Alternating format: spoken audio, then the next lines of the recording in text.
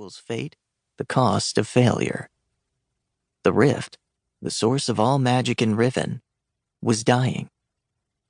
Even she, young and inexperienced as she was, could sense it.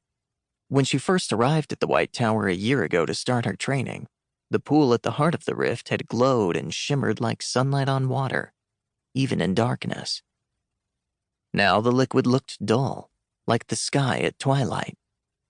Not that the rift only existed here. This was merely the place where it opened to the surface.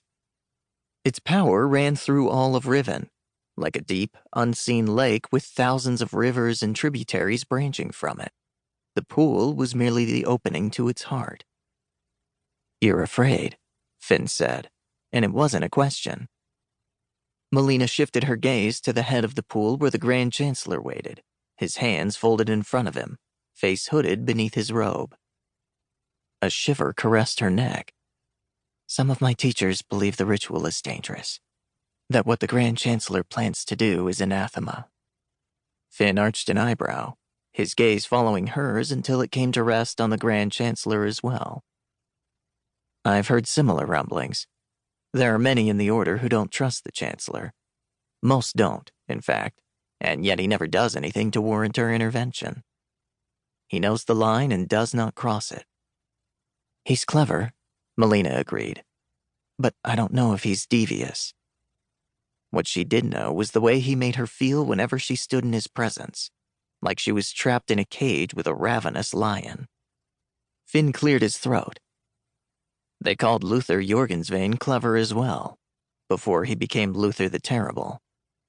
Luther the Terrible, the first and only adept to reject the Consortium's creed of service over self, who used his magic for ill gain and not in service of Riven and its people.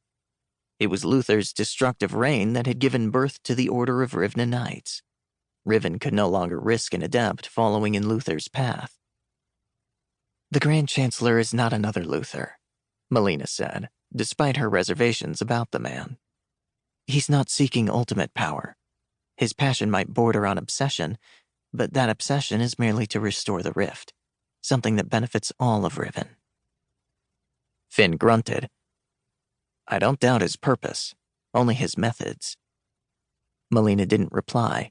She merely watched as 16 prisoners bound in chains appeared in the courtyard below. With their bodies clad in sackcloth and hoods over their heads and faces, it was impossible to tell who exactly they were, or whether they were male or female, young or old. All she knew was that they'd been found guilty of some crime or other. Their sentence to be carried out here, in service of Riven and the magic that made this island nation great. "I doubt them too." Melina swallowed the lump rising in her throat. As an initiate, she understood that magic required sacrifice. Each time she channeled the rift, she felt what it cost her, the physical and mental toll it took on her to channel the power the rift could provide. Often after a working, she felt like a sponge wrung dry, empty and brittle around the edges. But the small sacrifices of adepts were no longer enough to obtain the magic Riven required. The rift needed more, a sacrifice on the level of that which had first created it, when the combined strength of the 9 Titans slew Yorn, the World Raven. A sacrifice of blood, of life.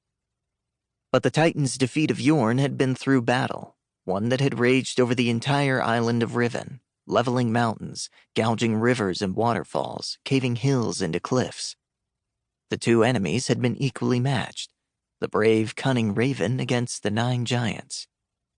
Yorn's death had been honorable. This, though, this was slaughter, no matter if the prisoners deserved it. Melina watched as one by one, each prisoner was placed before an adept standing between the pillars, forced to their knees with their arms secured behind their backs. Then, each was given a draught of some dark, nameless liquid, a potion the Grand Chancellor and the most talented adepts of the Consortium had concocted for this purpose.